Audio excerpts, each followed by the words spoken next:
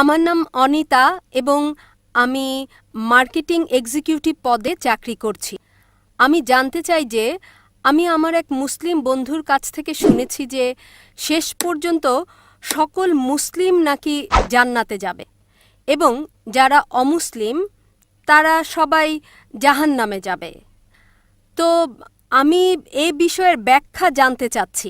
আমি জানতাম যে প্রত্যেকের চূড়ান্ত যে ফয়সালা হয় তা নিজের কর্মের ওপর হয়। তো আমি এ বিষয় সম্পর্কে সঠিক ব্যাখ্যা চাই যে সকল মুসলিম জান্নাতে যাবে এবং অমুসলিম যাবে জাহান্নামে। যদি সবাই তারা ভালো কাজ করে, যদি অমুসলিম ভালো কাজ করে, তাহলে কেন তারা জাহান্নামে যাবে? আসসালামু আলাইকুম ওয়া রাহমাতুল্লাহি ওয়া বারাকাতুহু। সুপ্রিয় দর্শক মণ্ডলী, একজন মহিলা ডক্টর জাকির নায়েককে প্রশ্ন করছেন যে যদি হিন্দুরা ভালো কাজ করে তাহলে তারা কেন জান্নাতে যেতে পারবে না। খুবই গুরুত্বপূর্ণ একটি প্রশ্ন। তো প্রশ্নের উত্তরটি আমরা জেনে আসবো ডক্টর জাকির নায়েকের কাছ থেকে। তো সম্পূর্ণ ভিডিওটি দেখতে থাকুন। বোন সুন্দর প্রশ্ন করেছেন যে ওনার এক বান্ধবী বলেছেন যে যারা মুসলমান তারা আখিরাতে জান্নাতে যাবে, অমুসলিমরা যাবে দোজখে। মুসলিম মানে সে যে শান্তি অর্জন করে আল্লাহ সুবহানাহু ওয়া তাআলার নিয়ম অনুযায়ী চলে, কোরআন ও হাদিসের অনুসরণ করে, তাকে বলে সঠিক মুসলিম। এটা একেবারে সঠিক যে কর্মগতভাবে যে সঠিক মুসলমান সে ইনশাল্লাহ জান্নাতে যাবে। কিন্তু আপনার প্রশ্ন হচ্ছে যে অমুসলিম ভালো কাজ করে সে কেন জান্নাতে যাবে না। বোন, জান্নাতে যাওয়ার জন্য শর্ত আছে 4টি। যখন আমি আমার 10ম শ্রেণী পাশ করি, আমি সেন্ট পিটার্স স্কুল থেকে পাশ করি।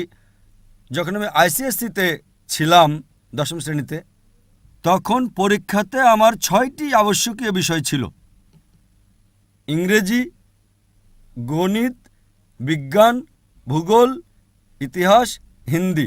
6টি বিষয় আবশ্যকীয়। 6টি বিষয় পাশ করাটা জরুরি ছিল। একইভাবে মানুষকে জান্নাতে যেতে হলে 4টি শর্ত রয়েছে। তা লেখা আছে সূরা আল আসরে, সূরা নম্বর 103, আয়াত নম্বর 1, 2, 3, যাতে আল্লাহ তাআলা বলেন ওয়াল আসর ইন্নাল ইনসানা লাফি খুসর ইল্লাল্লাযিনা আমানু ওয়া আমিলুস সলিহাতি ওয়া তাওয়াসাউ বিল হক্কি ওয়া তাওয়াসাউ বিস সবর। আল্লাহ সুবহানাহু ওয়া তাআলা শপথ করছেন সময়ের, আসরের। নিশ্চয়ই মানুষ ক্ষতিগ্রস্ত, শুধু তারা যারা 4টি বিষয়ে সাফল্য লাভ করে তারা ক্ষতিগ্রস্ত নয়। আর সে 4টি বিষয়: ঈমান, নেক আমল, মানুষকে সত্যের উপদেশ দেওয়া ও ধৈর্যের উপদেশ দেওয়া। যেভাবে আমাকে 10ম শ্রেণী পাশ করার জন্য 6টি বিষয় পাশ করাটা ঠিক জরুরি ছিল। যেমন ধরেন, যদি আমি অঙ্ক, ইংরেজি, ইতিহাস, ভূগোল, বিজ্ঞানে 99% নাম্বার পাই, 99%, এবং হিন্দি বিষয়ে শুধু আমি 10% পাই এবং পাশের নম্বর 40% হয়, পাশের জন্য 40 নম্বর প্রয়োজন। যদি একটা বিষয়ে আমি হিন্দিতে 10% নাম্বার পাই এবং বাকি 5টা বিষয়ে 99% নাম্বার পাই, তখন কি আমি 10ম শ্রেণী পাশ করতে পারবো কি না? বোন, আমি আপনাকে জিজ্ঞেস করছি, আমি 10ম শ্রেণী পাশ করতে পারবো কি পারবো না? এক বিষয়ে 10%, অন্য 5টা বিষয়ে 99%, আমি 10ম শ্রেণী পাশ করতে পারবো কি পারবো না? জি না। না। কেন? যেহেতু আমি হিন্দি বিষয়ে 10% নাম্বার পেয়েছি, হোক অন্যগুলোতে 99%, হিন্দিতে 10 নাম্বার ফেল। ওইরকম ভাবে জান্নাতে যেতে হলে সূরা আল আসর অনুযায়ী 4টি বিষয় জরুরি: ঈমান, নেক আমল, যেমনটা আপনি বলেছেন, ওয়া তাওয়াসাউ বিল হক, মানুষকে সত্যের পথে ডাকা, ওয়া তাওয়াসাউ বিস সবর, মানুষকে ধৈর্যের উপদেশ দেওয়া। 4টি বিষয় হচ্ছে জরুরি।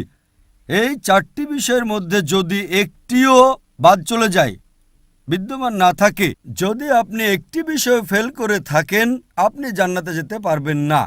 যদি আপনি বলেন যে আপনি খুব ভালো মানুষ, আমলের দিকে আপনি খুব ভালো আমল করেন, ধরে নিলাম যে আপনি 99 নম্বর পেয়েছেন আমলে, 99, কিন্তু ঈমানে তো ফেল করেছেন। আপনি এটা মানেন না যে আল্লাহ এক এবং মুহাম্মদ সাল্লাল্লাহু আলাইহি ওয়াসাল্লাম শেষ পয়গম্বর, যা সকল ধর্মগ্রন্থের মধ্যে লেখা আছে। তো আপনি ঈমানে ফেল। আপনি যতই নেক কাজ করেন, 99% নাম্বার পান, 100 নাম্বার পান বাকি 3টা অংশে, কিন্তু ঈমানে ফেল হলে তো আপনি জান্নাতে যেতে পারবেন না। এই একইভাবে যদি কোনো মানুষ হয় নামে মুসলমান, নামে মুসলমান ভালো কাজ করে না, নেক আমল করে না, वतवासौ बिल हक।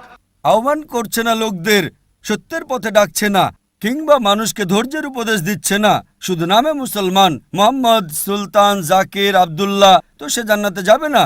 তাকে জান্নাতে যেতে হলে ঈমান, নেক আমল, মানুষকে সত্যের উপদেশ ও ধৈর্যের উপদেশ দেওয়া, 4টি বিষয় দরকার। এই জন্যই আপনার আমল যতই ভালো হোক, যদি ঈমান না থাকে যে আল্লাহ এক এবং আল্লাহ তাআলা ছাড়া অন্য কারো ইবাদত করা উচিত নয়, এবং এটাতে ঈমান নেই যে মুহাম্মদ সাল্লাল্লাহু আলাইহি সাল্লাম শেষ পয়গম্বর, তা আপনি জান্নাতে কখনোই যেতে পারবেন না।